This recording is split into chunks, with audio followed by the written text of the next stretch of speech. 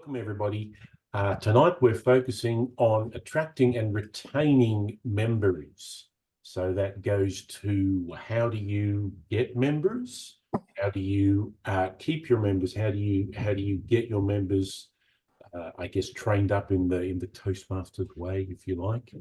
And then how do you? We'll also be talking about new clubs. Now, our Toastmaster for this evening is the very distinguished Michael Clancy. I didn't say DTM, just distinguished. So Michael Clancy, very experienced Toastmaster and one of our I can't think of the word, with the Education and Training Committee, but he is. So I will throw to Michael. Michael, over to you. Thank you, Graeme. And I am a distinguished Toastmaster, but I would not say I'm a distinguished person. Welcome to tonight's educational session, everyone. We are recording this, and I am sitting in the lands of the Wurundjeri people. I would like to pay my respects to their elders, past, present, and emerging, and I extend that respect to all the elders on the lands that you are sitting and attending from. We have a full night tonight. We've got 4 different speakers that we really need to identify and encourage that, oh, sorry, not encourage, but thank for being here. Tonight, we're talking about retaining our memberships, and we've got a number of ways that we can go about that. No one has the one perfect way to which you can retain and encourage members to join. So we're going to use this as a smorgasbord to help you in getting more members into your club. Our first wonderful person tonight is Alison Doe. Alison is from South Australia, so she'll be here in half an hour for those people in Victoria. She's already there if you're in South Australia. And her home club is North Adelaide Toastmasters. She's been there for 7 years and they still won't let her out. She arrived in Australia from Vietnam and joined Toastmasters to improve her presentation skills and her English. Maybe that's what I should do. I could improve my English. She credits her Toastmasters Club with helping her prepare a TED Talk. And I've talked to Ted and it was very good. Her TED Talk was titled, "Are you a dreamer or a doer?" I guess I'm the former. In this, Alison talked about her journey from Vietnam to Australia and how she overcame the many challenges facing her, including difficulties in finding a job and language barriers, and disappointingly, racism. And I'm personally disappointed that she found racism. So to talk about attracting members to your club, we have Alison Doe, and with her, talking to her, is our very own Janie Wang. Over to you, ladies. Thank you, Michael. Thank you, Michael. It's a pleasure to be here tonight, and I'm very glad to have the opportunity to chat with Alison. The title of her TEDx talk was, "Are you a dreamer or a doer?" And I can tell you that Alison is both. And we talked about succession plans briefly before and the importance of having dreams. Well, we have dreams for our clubs too, and maybe dreams to grow the membership. And then we need a strategy to do that, to make it happen. And Alison's going to give us some tips tonight based on her experience with her clubs. So we're going to have a chat, and hopefully at the end of it, we'll have time to open it up to questions from the floor and invite your comments and thoughts too. And I'll keep an eye on chat during the session and hopefully be able to bring in some of your questions or points as you raise them. But I'd like to start by asking Alison, what are some simple steps clubs can take to attract visitors to their club?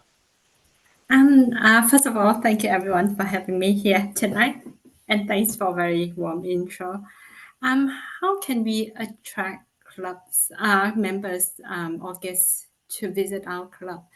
I think some tips I'm gonna share over here is some. I would like to brainstorm some activities we have done in our clubs and what I've seen working. So it's not like that's the best applying to every club, but it's like some practices we have done before from our experience. So one of the things is social media, because social media now can reach out to lots of people. And the demographic of my club is pretty, we are a very diverse club. We have lots of young people and lots of people on social media. So we have Facebook. We haven't used Instagram or TikTok yet, but they are definitely some of the platforms we can use or we can try. But one of the things is LinkedIn. Personally, I'm a fan of LinkedIn. So LinkedIn, the reason why I recommend some people using LinkedIn is when people are on LinkedIn, they're on that professional mindset and they want to develop something. So LinkedIn can also reach out to our second or the third connection. It's like our friends and then friends. So it's a broader kind of network. So I would like to recommend some clubs, if they haven't tried LinkedIn, they can try LinkedIn. And another platform is Meetup. So our club has a Meetup platform. It was managed by the district, I believe, but we did get lots of interest from Meetup as well. If you haven't tried, yeah, try it out. Thank you, Alison. And so LinkedIn is something that you've used to reach out to your personal network. And Yeah. would you say that's something that all club members can do, not just the VPPR?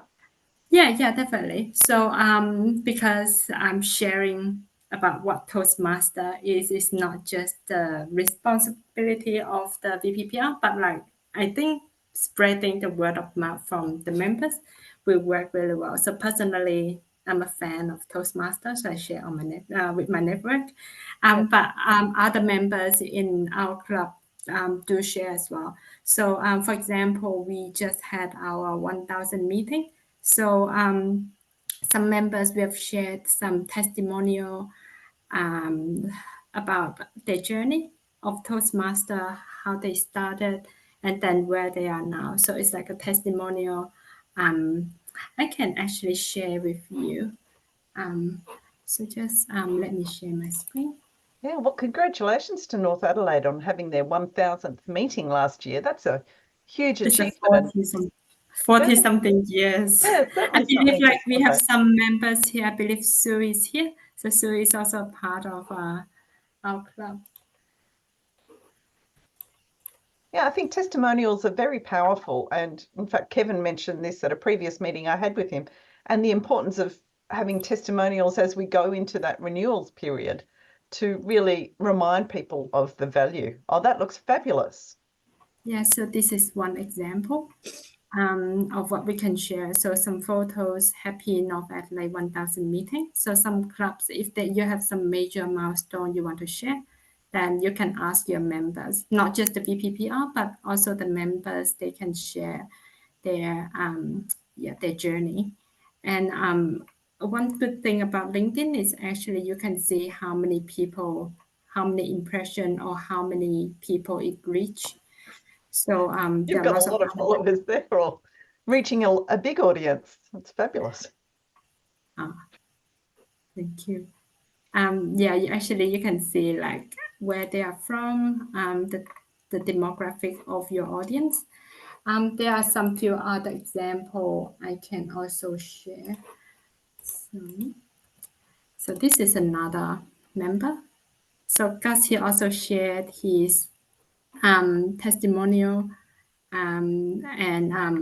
So just ask your members if they have any growth, especially those who are really passionate about Toastmaster.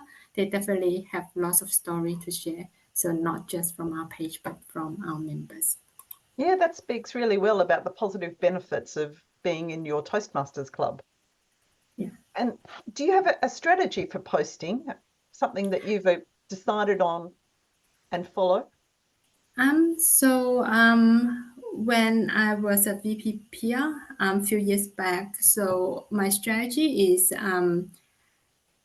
first, we don't want people to forget us, and we need to commit to a timeline. Normally, we would publish around one post per week. Personally, I would put around one post per week as well, because we don't want people to forget about us. But don't post too often, like 2 posts per day. That would be too much, and people will definitely unfollow. So around 1 to 2 posts per week would be good. Thanks, Alison. I might get you to stop sharing at the moment, but perhaps sorry.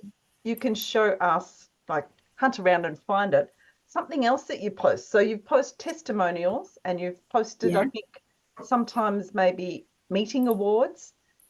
Yes. And are there other types of posts that you use? Yes. So so in our club we do have some awards like the best speaker of the meeting. So at after each meeting we vote, everyone in the club, even the guests, they will vote for the best speaker of the meeting. So we would take photo, we ask for permission from the best speaker, and then we have the Toastmaster to present them the award. Let me just share with you one example. Thank you. So that looks great. you all might be very familiar with this person, Daryl. Yes.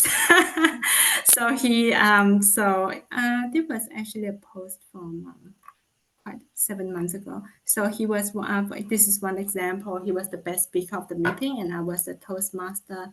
So I present him the award. So this is something like other clubs. If you have the best speaker of the meeting, or even just a recognition, so just that can be one opportunity to post it on social media. We in our club we do have lots of other recognition. End of year award. Let me just link. So this is another recognition that can try.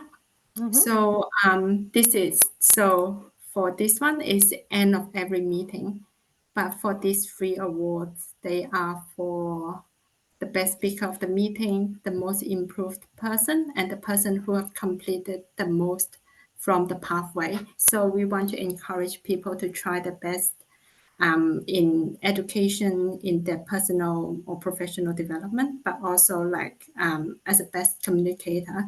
So this is for the whole Toastmaster year. So this is another kind of recognition. People love recognition, so why not post it? Yeah, that looks fabulous. So that gives a really positive feel to the club.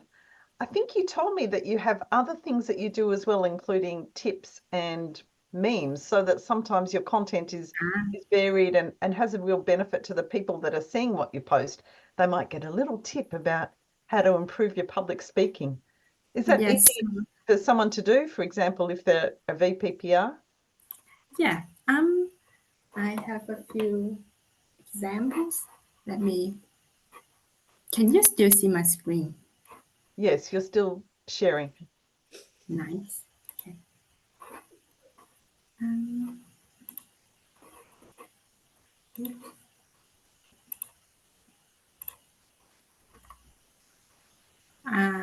Yep. So this is one example. So this is more on brand. So because normally our Toastmaster clubs, we meet every fortnightly. So one post will be on the best speaker of the meeting. So it happened in 1 week. And another one would be announcing, okay, when are we meeting next? So when is our next meeting? And we will post it with, I'm not sure if all the clubs have a theme, but our club has a theme for every meeting. So we would put a quote over here and with all the Toastmaster branding, where we meeting, the time, location. Okay, so that was your meeting theme for the 6th of September. Yeah. Oh, I like that theme. I might steal that one. Yeah. Actually, we used Canva. I'm not sure if you have all you've known Canva, but Canva is a free platform for this kind of design. So we can use Canva to design this, and we just duplicate in every meeting, and we just change the wording. So it's very, very simple, very easy, just drag and drop. Okay, so you set up your poster on Canva. Yep. Yeah. So this is one example. It's very professional. This is something a bit less professional. So this is actually developed by Merida. So she's the VPPR next to me after my year. So this is something she developed with some animation and the meeting themes over here. So this is another example. Now this is something I put. So it's not like branded thing, but it creates some fun, add some funds to our post. So this is actually some tips we want to give to our audience. So when someone is talking too fast, then one tip is to slow down to post. So this is some tips, tricks, quotes. We alternate another weeks when we are posting on our social media. Okay. Yeah. Thank you, Alison. And do you have any other suggestions for promoting clubs, maybe other ways that don't involve social media? Yes, social media is where like digital, but we also have some things our club do. So for example, our club is we just mentioned our club just had the 1000 meeting, and I won't take all the credit because we have a whole committee behind it to do all the promotion. So what we did is we promoted to other Toastmaster club. We reach out to the community center, the councils, because 1000 meeting is a big milestone, and lots of councils, community center, they are willing to help us spread the words around. And word of mouth is very important. So when some members, they really find the values from the club, then we will encourage them, perhaps they can bring a guest with them. Personally, when I'm at work doing a presentation, or if someone give me some compliment or something, then I would say, oh, I learned this from Toastmaster. Yeah. Just do a little pitch. So word of mouth is very important. Yeah. Thanks, Alison. I might take this opportunity to throw to one of our audience members, because there's been a few clubs that have had big events recently. And Simon, I know that you've had a special celebration down at your club. Did you do different things to promote that? Well, we had our 50th anniversary over in Frankston Toastmasters, or quite a big achievement. We went bigger than Ben-Hur, you might say, or for those that are more of today, bigger than Titanic. But it was a wonderful event. And what we did to promote, we definitely used the Canva for a number of things, but we also approached local radio and local newspapers. So we had an article put in there. We approached the local mayor, who came along and actually gave a speech. It was quite a lovely speech. So we had those elements. Also, in the leading up to it, we revamped our YouTube page. So jumping into social media and having a few highlights from there. And the full evening, although it's cut in half because it's too long, is actually on our Frankston Toastmasters YouTube page. Okay, so this has brought up a couple of things to discuss a little bit more. So you're saying on your website, you have a link to your YouTube page. Is that what you're saying? 100% correct. And on your YouTube page, you've got a number of different videos. Absolutely, 100%. Oh, if you like, possibly I could share. I wasn't prepared for this, but just bear with me one moment. Well, maybe I'll cross back to Alison while you find that, and then we'll get you to share. So, Alison, what about general tips about websites? Do you have some advice? Consistency is very important. So try to be consistent with our post. Make sure our website, Facebook, or other social media platform are up to date, especially on the time and location, because we don't want some guests find us and then they rock up. They didn't see anything. They didn't see anyone. So consistency is very important. Make sure everything is up to date. Yes, I think that's a key thing. If we do it properly, then yeah, we can get more guests coming. Yeah, and you've just reminded me, our venue's not available for our next meeting, so we're going to have to meet on Zoom, and we will need to update our website to show that. That's really important.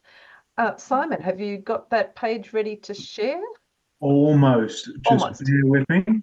Okay. By the way, I love YouTube. I watch YouTube almost every day. So. So, There we go. I'm ready to share. okay, go ahead. Let's So, have a look at the website for the Frankston Toastmasters. all right. So here you go. So we only have 22 subscribers. We have Right. 53 videos. Nice little brief explanation about who we are and various links to our website, Facebook, and Twitter page. So you can see what's going on there, loading through.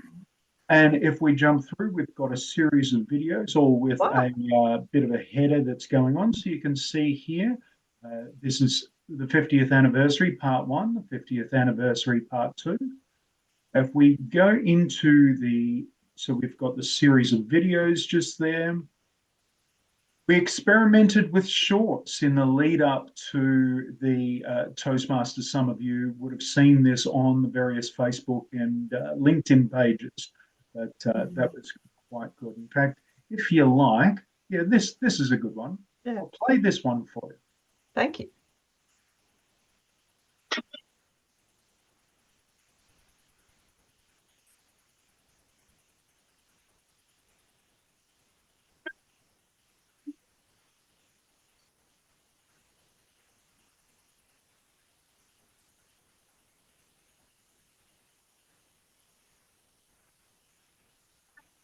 And so that's our short, just there. We also have a series of podcasts. So we can open this up, and we won't play them, but we've got David, myself, jumping through. So if you've got an hour or so to spare, we've got those, and then we've got the playlists just here. So you can jump into each one, swing this across, because otherwise we're going to be listening to this in the background. And then we also have just started up this community side, which I just found the other day. So little things like, what does Frankston Toastmasters Club do to start off with barbecue, table topics, or bring a friend and family? The question is all of the above, and then a brief explanation as to what goes on. Very impressive. That's our Frankston Toastmasters YouTube page. Wow. Nice. We're going to throw open to the floor soon, but I just want to go back to one thing, and that is the radio, because I'm a little bit intrigued. Did you reach out to the radio? And yes. Even you might want to throw something in here too, because I know that you're regular on radio. Was it very easy to get that? Well, it's more about. Sorry, I'm just going to stop sharing. It's more about putting out a press release that's going to engage what they have to say. So to start off with, you have to have a title that sort of goes, wow. So our title for our press release was Gladiators of Glossophobia for Over 50 Years. Right, okay, I see. And recognizing that Gladiators is about to come on TV, and everybody knows Gladiator, the movie, 50 years, glossophobia. So people are going, oh, what's this? And they just read a little bit further. Well, congratulations. Alison, thank you very much. I'm wondering if you would now be willing to take some questions from our audience. It's 7:26. We've got 4 minutes. If anyone has a question they'd like to ask Alison or anyone who's on this Zoom session, please raise your hand and I will do my best to see you. We did have one question in the chat. Okay, and I think we've got Helen and Varanga with their hand up maybe. Cool.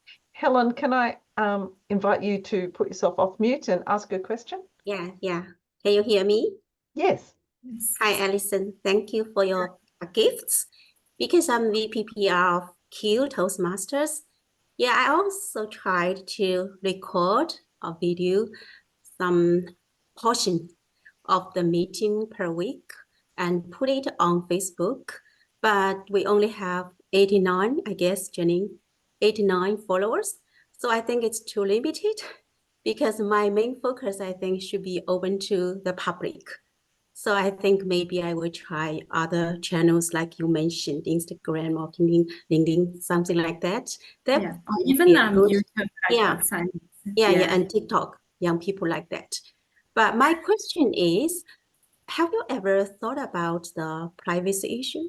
Have you asked your members to sign the privacy consent form, something like that? Especially We for did, videos. I think for our members, it was not a concern, so we didn't ask them to sign any forms for it. But yeah, I think if we want to release something like a video, because our club is not doing videos, we take Okay. pictures. Yeah, so yeah, maybe something we can consider. Yeah, because one time one member came to me, oh, don't post my my part on that. Yeah, I think it's quite sensitive. Yeah. Yeah, no, I think before taking photos and videos, we need to ask the people if they're comfortable to be taken photos and videos. If they're not comfortable, yeah, we shouldn't. Yeah, thank you. Okay. Alison, there were two more questions. Perhaps Varanga has one and there's one in chat. So Varanga, do you have a question? I do, but as the timer, I feel that I've got conflict of interest here. All right. Louise has asked in chat, can you create a Toastmasters Club account in LinkedIn without it having to be linked to a specific member? So we need an admin to have a page. So the admin person first, because we need someone to monitor that page. So the admin person would be the person to create that account, but they can transfer it to another person or add more admins in the future. That's no issue, but not like a user itself. Okay, I'm aware of time slipping away and it's now 7:29. So I would like to thank Alison very much for her contributions tonight, for sharing with us her wisdom, sharing with us her posts. I'd like to thank Simon for adding in his notes about what's been so successful at Frankston. And I'd like to hand back to our Toastmaster of the night, Michael Clancy. Over to you. Thank you. Alison, thank you very much for your open and energetic vibe. And so that's an indication that we all should be heading just down the road to North Adelaide on the 1st and 3rd Tuesdays, because there's consistent messaging, and we'll learn how to use all the social medias to create a great meeting culture. And not to forget, Simon, if you have a look now, Frankston Toastmasters 1851, you've been around for a while, now has 23 subscribers. Our next roundtable is about retaining members through mentoring. And we have 3 people in this one. We have Graeme Dunlop, who I've no idea about anything about Graeme Dunlop, other than he is the real thing when it comes to Gandalf. But we also have David Martin. David has been a Toastmaster for almost 10 years, and he often tells people that he had the wisdom to ask his mentor to continue that relationship. And I think he meant mentoring relationship, because even today he still credits Sandra Glass, DTM, as a major factor in his progress through communications and leadership. Now, the name Martin may seem a little bit common to all of us because 3 of David's children have been Toastmasters. So Martin is everywhere in Toastmasters. This year, he is the district's program quality director, and he is a wonderful indication of what a Toastmaster should be like, unlike me. And Simon, we've already quickly been introduced to Simon, but I'm going to go through what he is. He's a community advocate, a sales professional, basketball enthusiast, and closet chocoholic. In his time at Toastmasters, he's found successes directly attributed to those in the building of building blocks, not chocolate blocks, building blocks during training and mentoring. From Frankston Toastmasters, Simon Whitaker has also already shown us his outtakes and his wonderful YouTube channel. Please welcome Graeme, David, and Simon in retaining members through mentoring. Over to you, gentlemen. Thank you very much. Thank you very much, Michael. Just bear with me as I add the spotlights. Here we go. And one more spotlight. Here's David Martin. Here we go. And this guy. You get rid of me. Yeah. Okay. David, Simon, thank you very much for joining us tonight to talk about mentoring. I'm really interested. Yeah, I'm really interested to hear what you guys have to say and to generate some discussion around this, because I think maybe mentoring has dropped off a bit over the last couple of years with some of the COVID stuff and the trouble we've been having with clubs, and I think that's really a shame because mentoring is kind of a gateway into the club for people. I like to start with definitions and stuff, so I was going to ask about what does mentoring mean and all the rest of that. But let me put that slightly differently to you. And Simon, I'll throw to you first. Simon, what do you think most members think that mentoring means? I think there is a misconception sometimes in some circles that mentoring is the doing thing as opposed to the guiding thing. Mentoring is a guiding thing. I know it was with me where I was informed this is what Toastmasters is and this is what's available if you want it. Mm-hmm. So I think that's the two schools of thought. And if we can inform those that think the mentor's going to do everything for them, that's not the case, and that it's about meeting people halfway, then we're going to have a better relationship, because that's what Toastmasters is about. Better communication equals better relationships. Excellent. Yeah. And David, do you have a take on that? What do you think most members think mentoring is about? Well, it's very interesting. I think it comes from their experience professionally or in a family. And I often describe mentors as being, and I'm talking about healthy families here, that your parents to some extent are your mentors. They're people that are often a little more senior. In the case of parents, certainly have more wisdom, but they're people, I stress, in a healthy family that you feel comfortable talking about things, and those things could deviate off into other topics.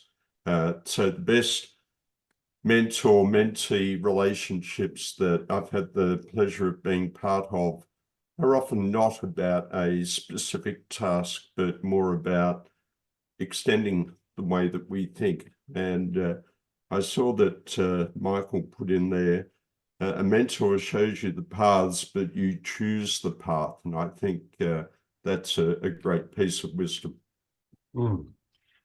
Excellent. Yeah, that's definitely a trap I've fallen into myself about mentoring. I've been asked to mentor people, and I thought, okay, that means I have to be the expert on everything in Toastmasters.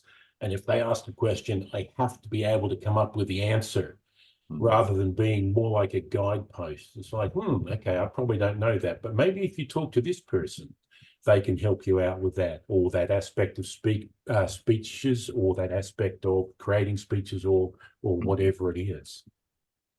Now, I have to admit too that in my experience, I haven't seen strong mentoring programs in clubs.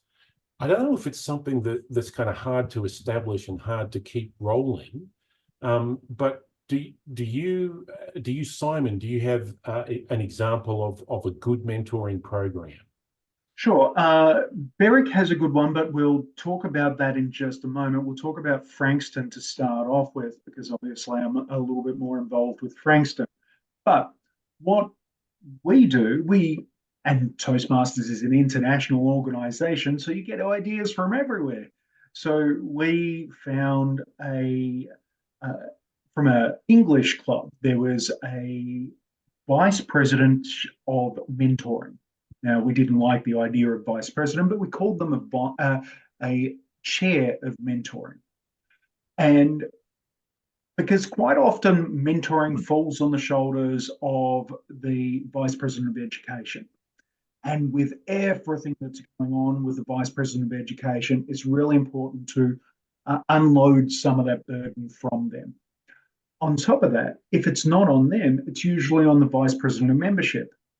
And when you've got 20 new members joining the club, well, they haven't got time to do the vice president of doing the mentoring side of things. So what we did was we created that new position, chair of mentoring. And twice a year, what we have is a check-in session, a mentoring session, and it fills up half the meeting. And the various mentors or anybody who hasn't got a mentor checks in with people. Sort of like a mini COT in a way, club officer training, but it's based on mentoring. So that's helped us along the way.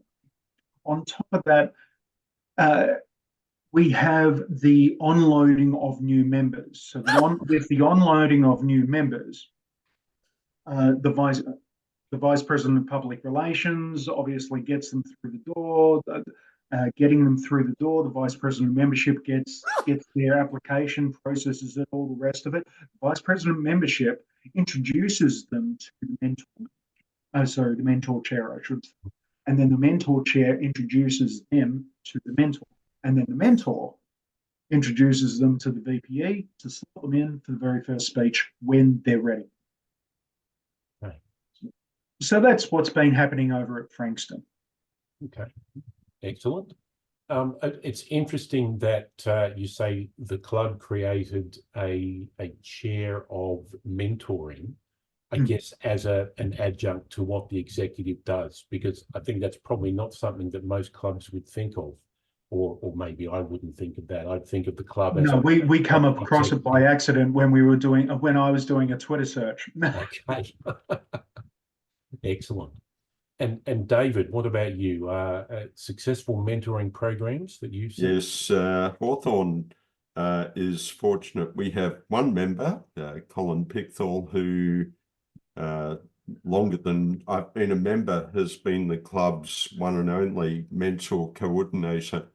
And he acts like that matchmaker, where he certainly has a list of people that he knows are prepared to be mentors, people who've been mentors in the past, and he seems to keep tabs on how those relationships are going, and he'll say to me, for example, are you still mentoring this member? They seem to be fairly self-sufficient.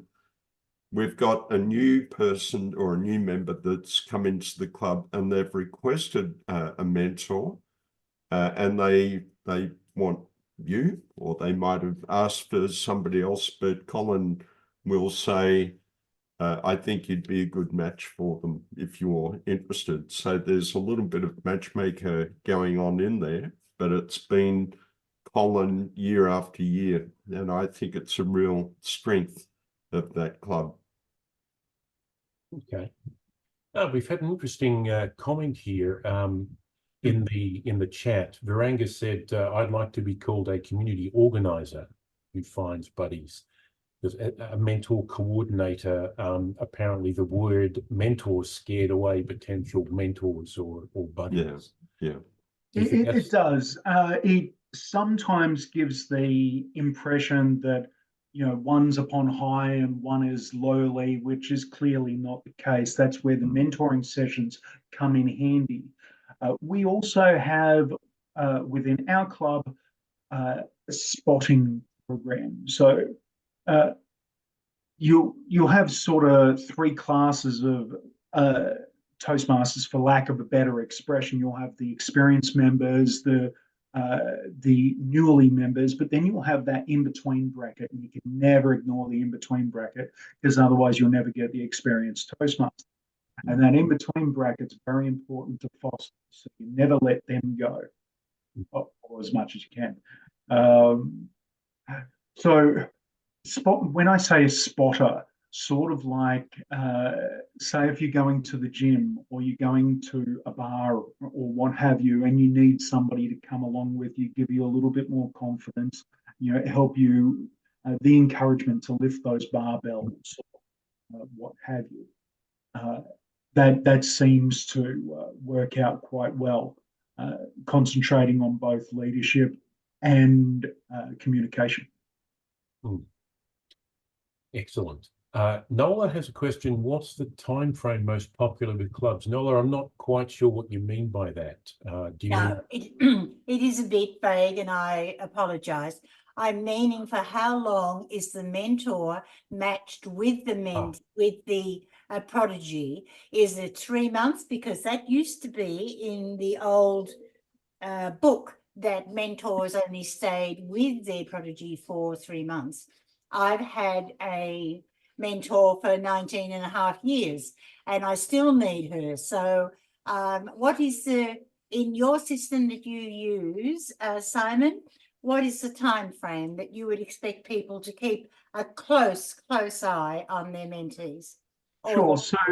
So our official program within our Toastmasters Club is to go through the very first path and make sure that very first level of their very first path. That's the minimum that we want to do so. But mentor isn't necessarily a mentor for all your journey. It can be, but it doesn't have to be.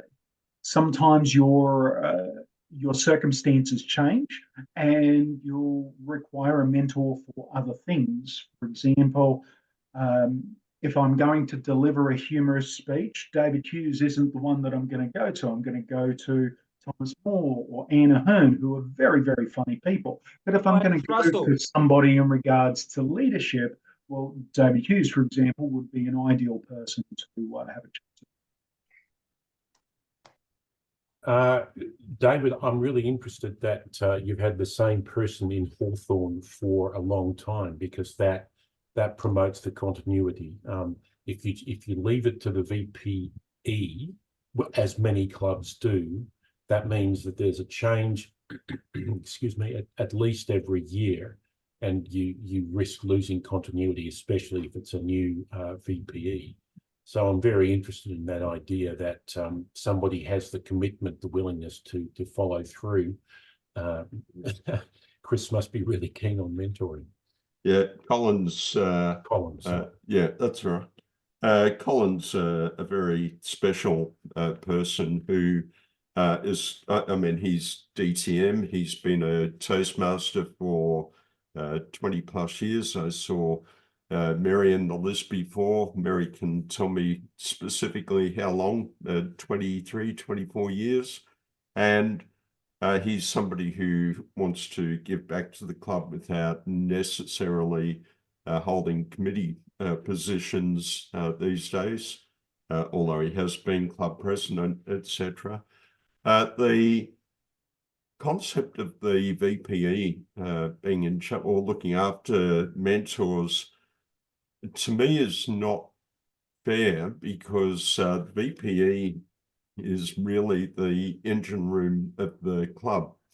And to some extent, a VPE is the one that needs to be keeping the agenda populated, ticking over, keeping tabs on where members are up to with their paths and so forth. Yes. And I just feel being mentor coordinator is probably not a burden, but I think it's just one more task that oughtn't to be dumped on a VPE. Yep. I concur. I mean, that's why we allocate the speech contests to the immediate past president. The idea is that the immediate past president has the hookup with people from across the district and are able to get judges a little bit easier, been through the contest season a little bit longer, so therefore they're able to organise those things. Yes. And that's one more thing that's off the shoulders of the Vice President of Education. Yeah, and that's great because being VPE, boy, that's the busiest job on the exec. But it's also the position where you learn the most. So don't be afraid of the position. Absolutely. And in fact, my experience was I knew more about our club's members when I was a VPE than when I was president. So as VPE, you know every single person. By the time I became president, once or twice, I had to ask other members, which one is Sally? And so the VPE is really quite busy. Mentor coordinator should be somebody else. Now, we've mentioned in all of this, sort of there's an element of matchmaking between a mentor and a protege, or however you want to term it there. So what happens if that relationship doesn't quite work out? And David, I'll ask you to comment on this first, because sometimes it just doesn't work where people, they don't gel or something like that. So if that's the case, what do you do then? How do you move that on or whatever? I think to some extent it mirrors real life. So we'll talk about couples, for example, where the fizz has run out of the champagne bottle, and at some point they probably both know that now's a time to say this just isn't working out. In a mentor-mentee relationship, a good healthy one is one where you can have honest conversations, and so often it's about one of them saying to the other, so how do you feel this is working out, and trying to give the other person a little bit of wriggle room to indicate not my work here is done, but to be able to say, I think you now have enough steam to be able to work this by yourself, or to suggest to that person, to the mentee, would they now consider being a mentor to somebody else? So to not handball on, but to pass the baton onto that person and ease out of it. It requires maturity, and that's what the relationship is meant to embody. Yes. Simon, I would probably concur with everything that David said. I would usually, you have an inkling if there's somebody that's hovering to somebody else within the club already. You'll have an idea of what, because not everybody communicates the same way. Not everybody learns the same way. For example, when I was learning engineering, the engineering plans at my work, there's one lady who tried to her absolute best to explain engineering plans to me, and it just didn't click. But as soon as the development manager came on board and explained it to me, it was as clear as pie. It made sense. Now I can explain that to a 10-year-old, which is, you know, without that education, I wouldn't have been able to do that. But without jumping ship, and there was nothing against the first person, it was just I wasn't able to learn that way. And that'll be the same thing with a mentor-mentee relationship. And you'll have an idea by the time you end by the end of that cycle where they would be better suited. Okay, excellent. Now, I think a lot of people, excuse me, who are taking on mentoring for the first time might have a question: how much of my time is this going to take up? Is it going to be like 5 days a week? Is it going to be, do I have to be accessible to people 24/7? What's the time commitment like? David, I'll go to you first. Go for that. I've been holding it. Yeah, I try and spend about 30 minutes per week with a mentee. It could be in that time where people stand around in the car park after the meeting, and that 30 minutes could easily be used up there. I have other mentees that we just catch up on the phone. I was talking to one this morning for about half an hour, and we could talk for 8 times that length of time. But yeah, I think 30 minutes is a good, healthy time to toss ideas around, but not make it too long. Simon? So in the chat list, I have what we have as a mentor checklist. These are areas where we check in with the mentor-mentee. So there's prompts for each one of the communications, but it really comes down to starting off the relationship with your mentee and finding out what do they want out of the mentor-mentee relationship. And as Nola mentioned before, sometimes they don't know. But you'll get a starting point at least. And then find out what's the best communication method for, and find out when the best time to communicate with them as well. And then consistency is key. So continue with whatever they have said is their preference to be communicated. And that way you're not letting them down, but they're also accountable. Okay. Excellent. Thank you very much. I'll open to questions in just a moment, but I'll just so folks, if you've got some questions about mentoring, just get them ready and we'll get on to those. So I'll just say, what are some rookie mistakes that you think a club might want to avoid if they're setting up a mentoring program for the first time? Simon? I think the rookie mistake is really dictating what's going on as opposed to listening what your club members are saying. So to quote Michael Lilly, 2 ears, 1 mouth, should be listening twice as much as what we talk. So, David? I'll be honest and say I haven't been in a situation where I've needed to set up a mentor program, but if I was to try and bring in one in a club, I'd start off with somebody, possibly an outsider who does have experience, to give a speech or a presentation.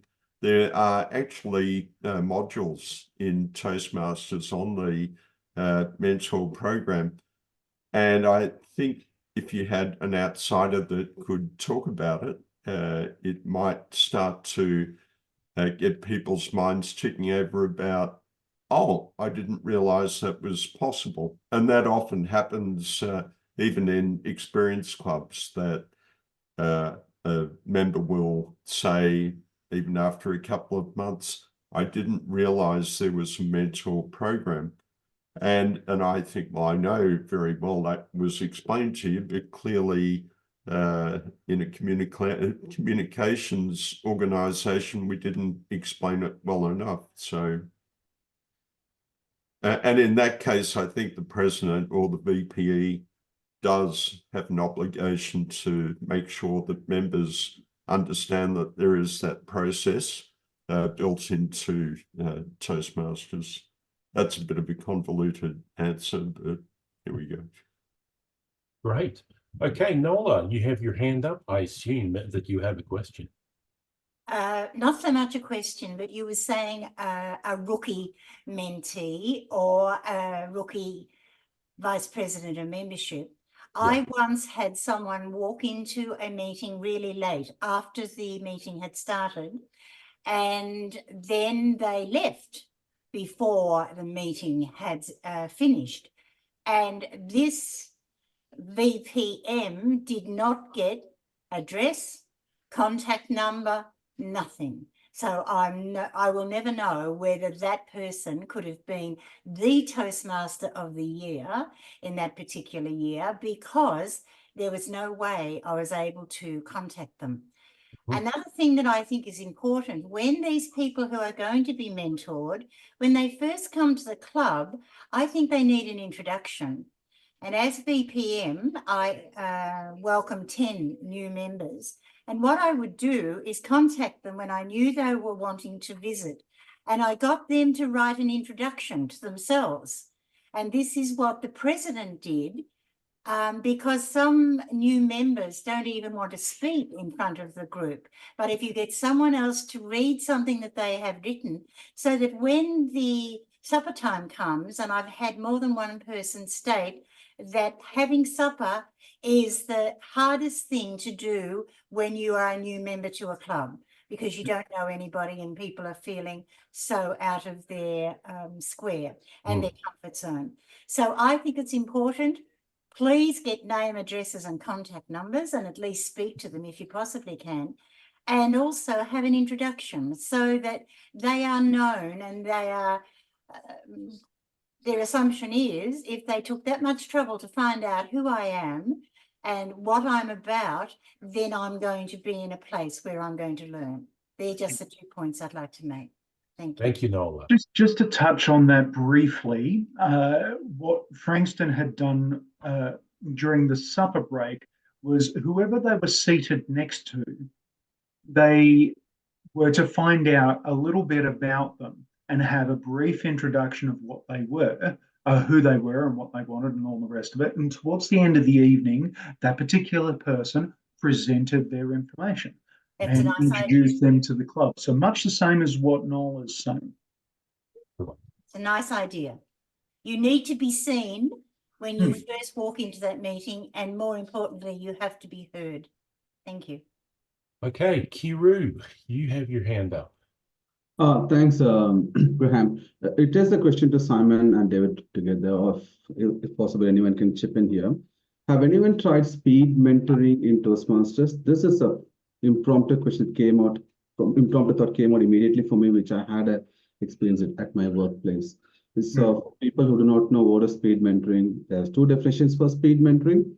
One is that you give a short period, 2 weeks, 1 month, 3 months, the person will give a project of list of speeches to be done, say various times or something like that.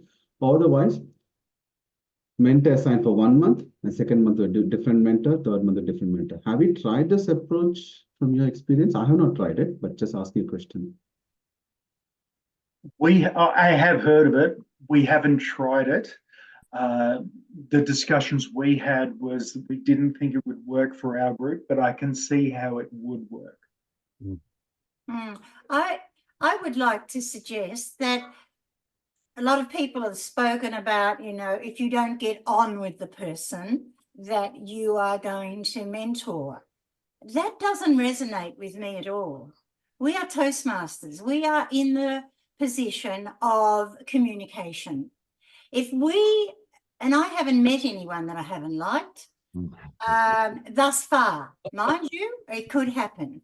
But if your role as a Toastmaster is introducing an organisation that you love, that you've been involved in my case, for nearly 20 years, that problem of not having a rapport with someone really doesn't come into the issue at all, I don't think, because you've got a whole club there to mentor.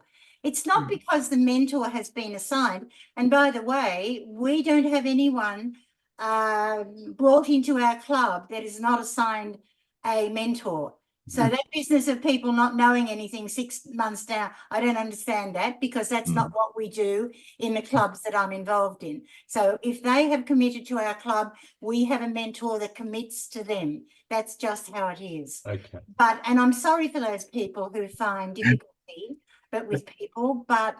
And if I did experience that, I'm hoping then I'd go to a different personality to me. You know, someone that's shy and retiring and gentle in the way that they deal with people. I'm not a very gentle person. And just to touch on that, Nola, it looks as though we're completely out of time, and that's why I was Oh, I'm smiling, sorry. because our timer is exploding over there. Oh, But sorry, Veronica. when I approached potentially changing mentors, it wasn't because of people not getting along with each other. It was more about people learning in different ways. Hence, I gave the example of the engineering plan. Excellent. Thank you very much. Okay, you're right. We are out of time, and Varanga has expertly told us that by having an explosion in the background. There it is. Oh, sorry, I missed that, Veronica. No, that's Trying okay. it again. All right, look, thank you very much, Simon and David, for your contributions. I really appreciate it. And I found this useful and interesting. I hope everyone else has too. Thank you. Thank you. Thank you. Thank you, Graeme. Thanks. And everyone. we've just learned mentor is not a dirty word. Protege or mentee is not just a sweet white lolly. Thanks to our membership board led by Chairman Simon, Big Buddy David and Spotter Graeme. Little did we know when these three got together, they would be stuck mentoring each other as friends in confidence for the next 10,000 years. And thanks also to our community organising matchmaker, Varanga, for keeping us on time. Thanks to David, there is still fizz in our bottles. And thanks to Simon, Frankston Toastmasters 1851 is still there on YouTube if you want to subscribe. And his 14-step mentoring program is in the chat. Now, our next guest is going to start a speed dating for new clubs after some of his comments earlier tonight. Kiru is the current D73 Club Growth Director. He has been a Toastmaster over 15 years, originally joining Toastmasters in Dubai, in the UAE, which is United Arab Emirates. He was a major contributor to the growth of clubs in the UAE, where he was involved in starting 22 clubs across 2 districts. A feat he is well on the way to also doing in D73. Please welcome tonight's guest talking about building new clubs with Janine, our Club Growth Director, Kiru. Welcome. Hi, Kiru. I am so glad that you're able to join us tonight and share with us about what's happening in D73 with building new clubs. For those of us in the audience who are new, can you explain what the role of Club Growth Director is? Sure, I will. I was thinking twice before coming to the meeting, should I attend or not, but I'm glad I came here. Typical of me, Club Growth Director is one person in the trio team who will ensure the district mission is completed for the year, which is start new clubs and support existing clubs to achieve excellence. In short, that's a district mission. So starting new clubs is the main priority of the district in my understanding, and that's why the CGD role is explicitly created as a starting in the trio. So that's about the role of CGD in short. Okay. So what's happening in D73 with regard to new clubs? All right, okay. Lots of things have been happening in D73, particularly with new clubs. Luckily, I had some plan before the start of the Toastmasters year. So I was going into population demography analysis. And based on the population demography analysis, I identified where the gap is and which club closer to that could help. Point number one. So hence I came out with 4 to 5 clubs. One is Lynbrook, second was Craigieburn, and aptly supported by Berwick for Lynbrook and Hume Toastmasters. I have one of the Hume Toastmasters member here, and they are supporting Craigieburn. And thereafter, there was an inquiry came for Maryborough, so Ballarat Toastmasters, courtesy Darrell, supporting Maribela Toastmasters. So that's how we started. And then thereafter, we have few in the pipeline with the courtesy Frankston Toastmasters, Simon Walliker, and other people in Frankston. They should be doing Western Port Toastmasters. This is going, there's other few community clubs. The other club which we are targeting is Bilingual Club, as I mentioned during the past district convention. So I was targeting for 2 bilingual club. One is English Tamil and another one is English Mandarin. So English Mandarin should be done by end of Feb. The Toastmaster Nancy, who had joined our district, being in Beijing there. So she's taking all on the complete responsibility of going full track to create a club. Besides that, with the help of another division director, Vijay, he had created 2 corporate clubs. So I saw there are many corporate clubs, and I didn't focus too much on corporate clubs because Vijay has already given 2. I think that was enough for us. So he had created one with Microsoft called Control Alt Delete. Another one, probably there's one more that's coming up, which is NIT. Sounds really vibrant and active and a lot of things you're doing. I just want to take you back to those bilingual clubs for a sec. Are they located in a geographic point? Are they in-person clubs or are they online clubs? We are focusing on in-person clubs. We are not really giving any emphasis for online clubs. Probably advanced clubs can go online, but once we start, we are focusing on only on in-person club. Online clubs, I'm not sure. It's not my cup of tea to create one. Okay, so you've said that each of the clubs that you're starting up, those 4 new community clubs, you've paired them up with an existing club. Are there other ways that Toastmasters such as those here in the audience can support those clubs? Yeah, of course. Anyone can support any club. So say for an example, if we take the northeast side of Victoria, there's a big gap over there. And if you take Ranges itself, there's a gap over there. So if anyone is there in that particular club, and if they see which is the second closest club to them, in that middle point, they can create one more club. So anyone can create a club. Just that if they do a little bit of groundwork, a little bit of analysis, say for example, what is the population between this club A and between club B? What are the suburbs coming over there? What kind of people are living there? Are they native people, or otherwise it's a transition people or people living there for a long time? So if you do a little bit of analysis, and if you know that the suburbs between these 2 points do not have good social area, Toastmasters can go beyond and be a good social club as well. So in order to start a club, they just have to get 4 people, and 4 people can bring another 2 that will come to 6, and the other 2 who join can bring another 2, and we can slowly develop a culture of creating a self-sustaining club by their own. Okay, so you think you're able to start new clubs starting from a very small kernel of people and gradually get to, is it 20 members you need to charter? Yeah, as long as you have 17 new members and 3 dual members, that's good enough to charter. But we don't have to. What Toastmaster does is that there's a 7 application we have to do.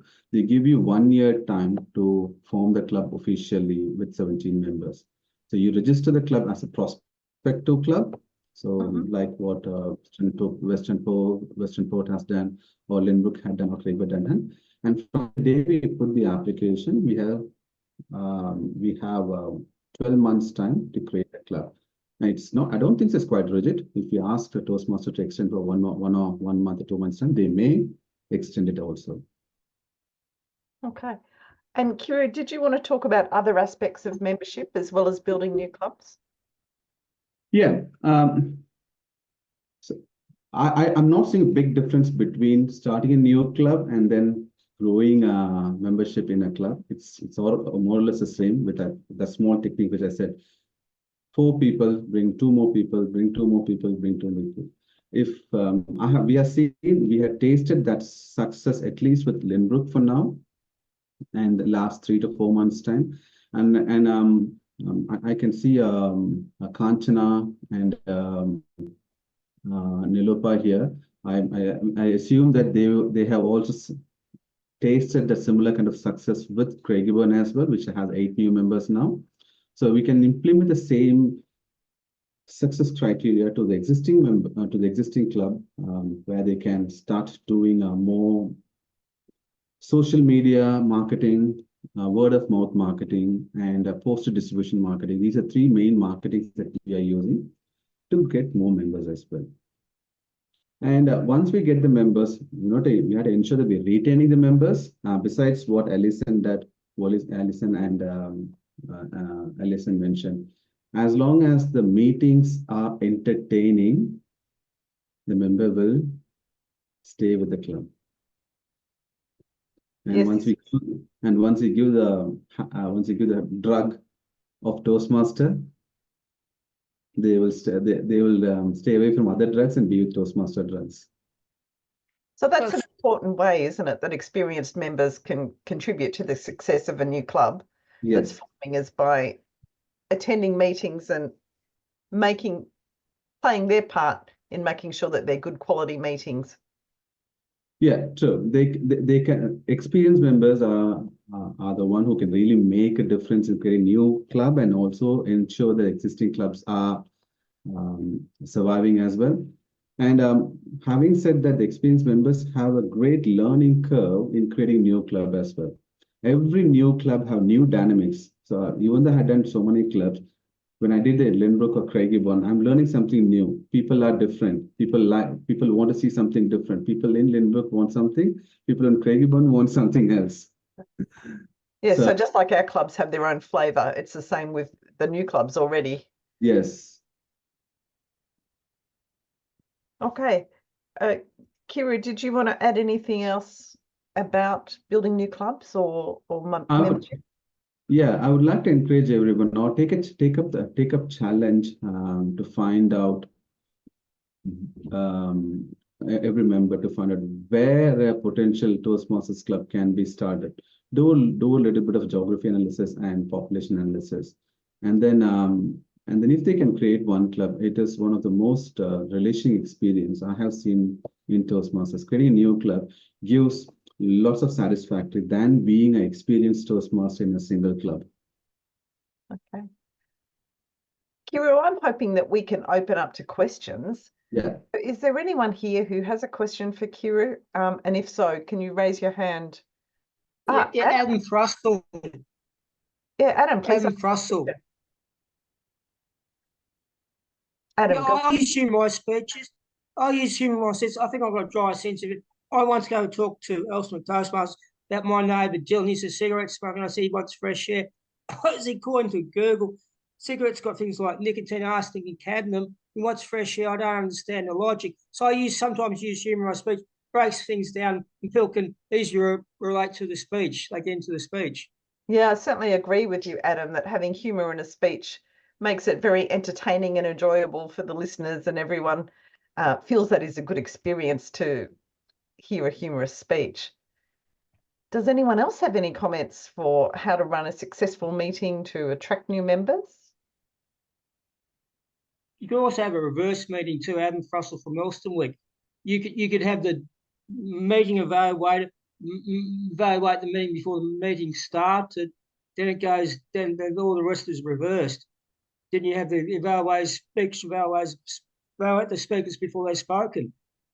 Adam, that sounds like a fun thing for a club of a well-established club to do occasionally, but I think it's probably a bit ambitious for a new club. Nola, you've got your hand up. Thank you.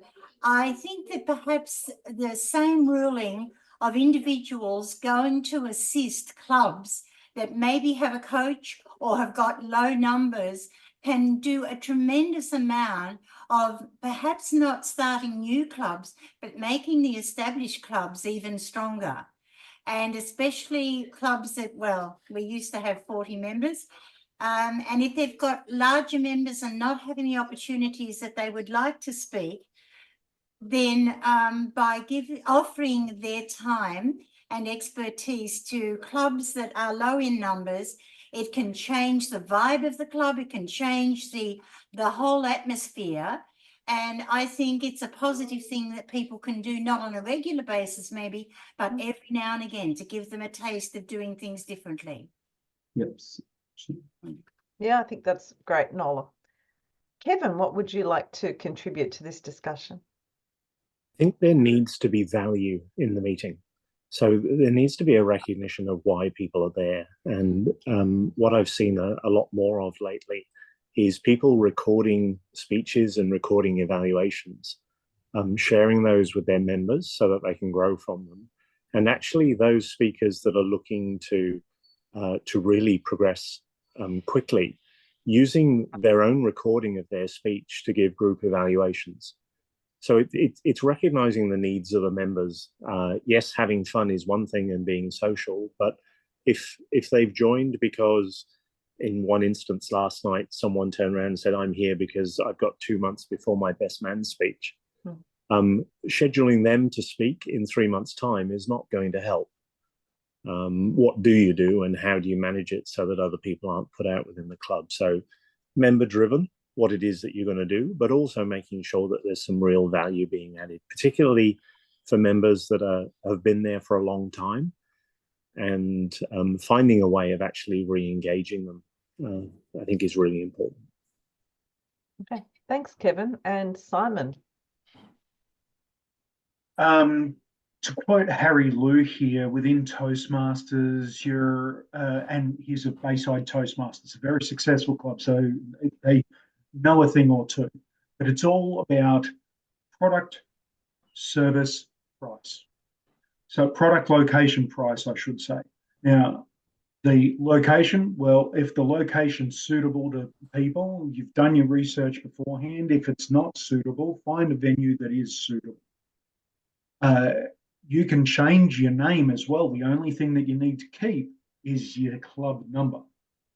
So, for example, Cranbourne has moved its way over to Clyde.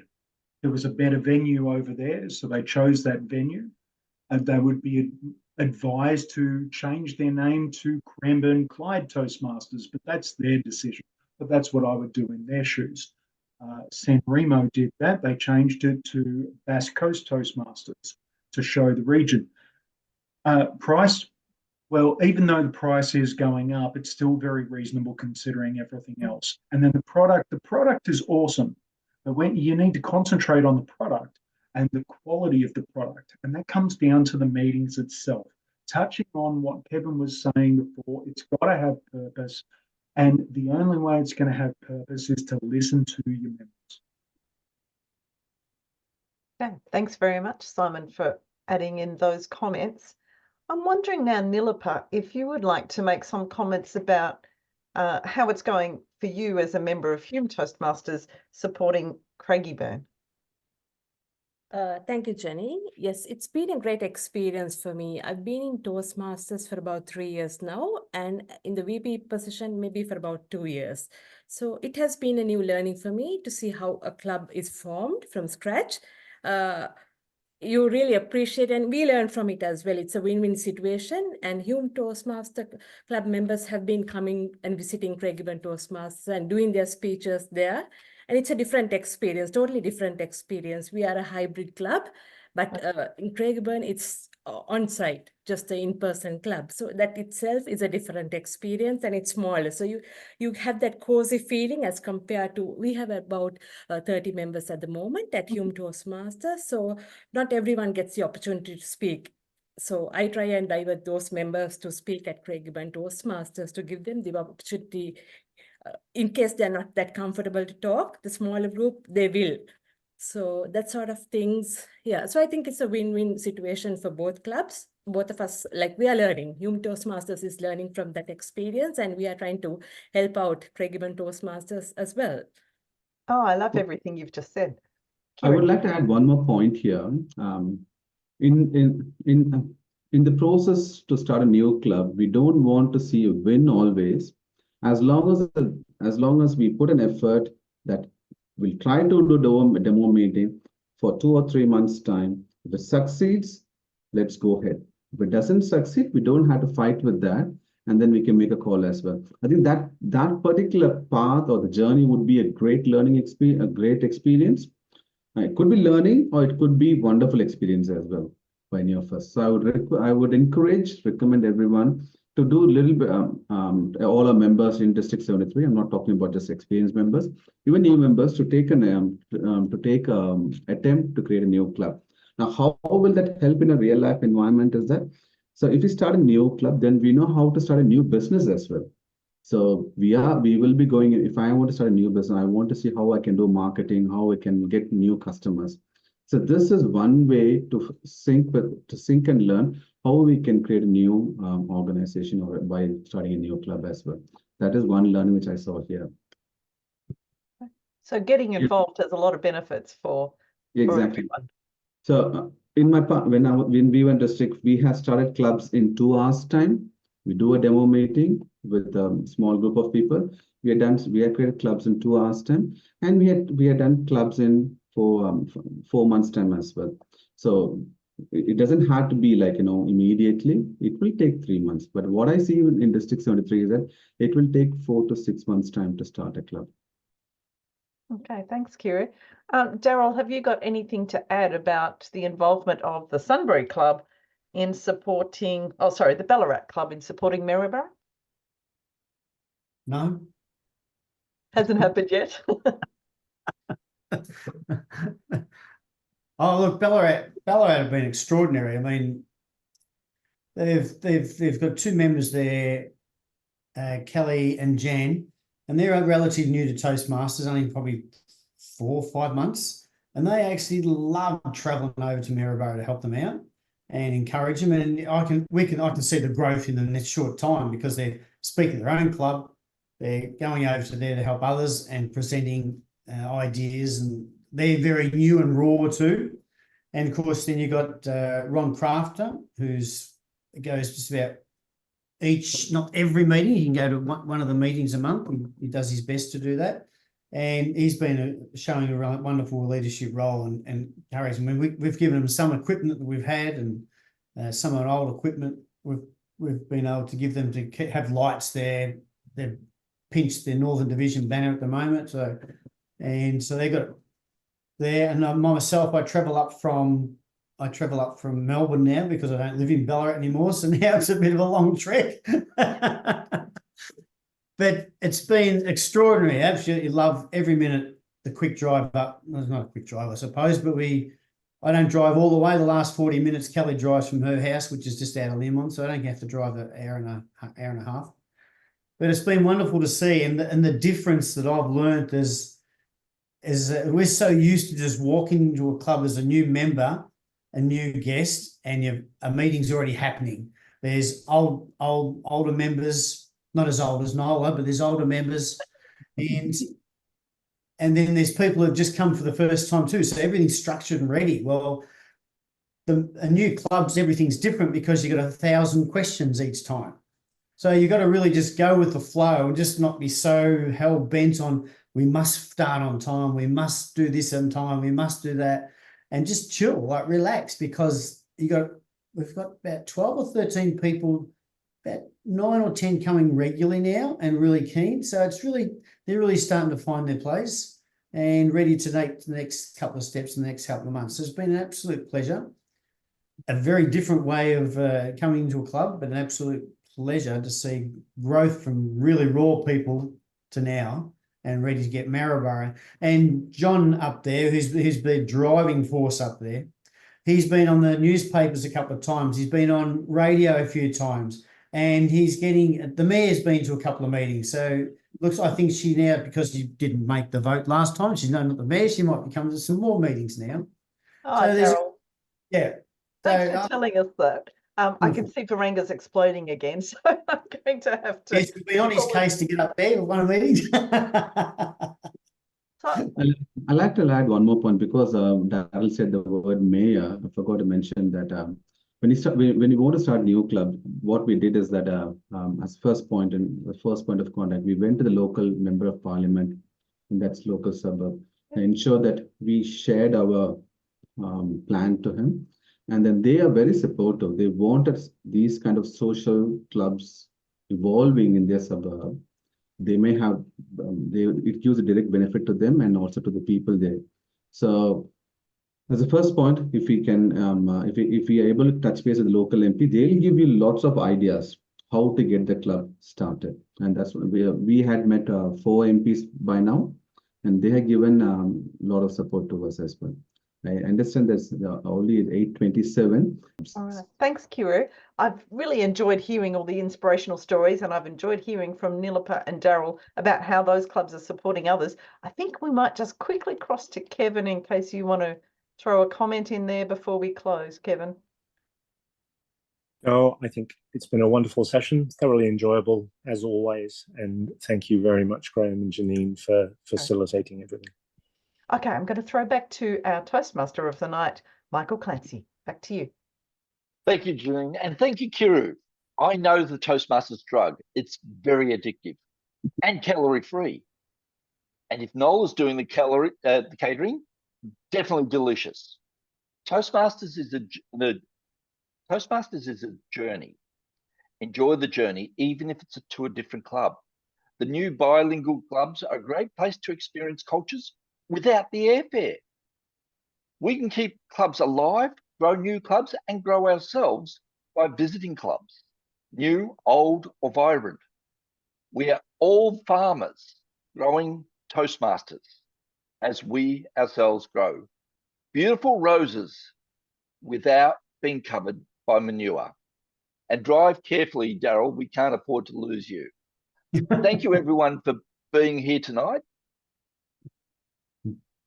This has been a wonderful session where we've learned how to grow our clubs, where we've learned about mentoring, where we've learned about the benefits of building clubs.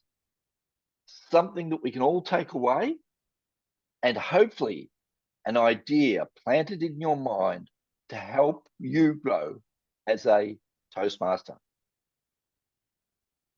I am going to hand over to Daryl to Graeme to close the meeting. Sorry, Daryl, you're in my face, so I see you.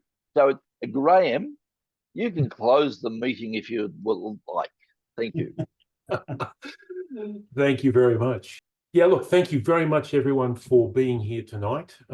We really appreciate you coming. We do work pretty hard to put these things on. And so if you can come along and benefit from that, that's pretty much what we're here for, as in the education and training team. Thank you to all our presenters tonight, to Alison, to Simon, to David, and to Kiru. We really appreciate your time and your contributions. And if you would, everyone, I put a link in chat for resources from this session, and also a feedback form, a link to a feedback form. So if you have the time, please tell us how we went with this session so that we can help make them better for you, even better next time. So good evening, everyone. Oh, wait, Janine has raised her hand. Janine. Two really, really quick things to say. The first is that the club with the most obvious, biggest presence tonight was Hawthorn. So congratulations, Hawthorn, who had 5 members here. You've done it again. And secondly, I just wanted to let you know that we won't be having a Zoom session in February because that is the month of COTS and you will all be busy in your own divisions, taking part in club officer training and for some people, division contests. So I wish you all the best with those things in February, and we look forward to seeing you in March when we are planning an evaluation workshop. Back to you, Graeme. Right, thank you very much. Thanks for picking me up on that because I was going to forget that. Okay, so no session in Feb, but we'll be back in March. All right, have a great weekend, everyone. Good luck with your clubs, your attracting members, your mentoring, and starting new clubs. See you later.